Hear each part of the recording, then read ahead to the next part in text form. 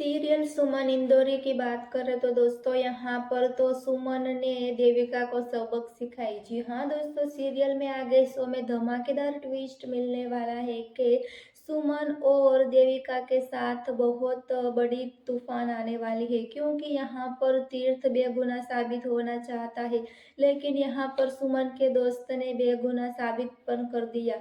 लेकिन यहाँ देविका को सबक सिखाने वाली है सुमन, क्योंकि देविका ने सुमन के साथ बहुत बुरा किया है इसलिए। जी हाँ दोस्तों, आगे शो में धमाकेदार ट्विस्ट मिलने वाला है कि कृतिका और देविका की सारा फंडा फूटने वाला है सबके सामने। जी हाँ दोस्तों, फिर ऐसा होने वाला है कि सुमन तीर्थ के घर अपना घर पण छीन लेने वाली है, क्योंकि सुमन नहीं इच्छती कि मैं तीर्थ के साथ रहूं।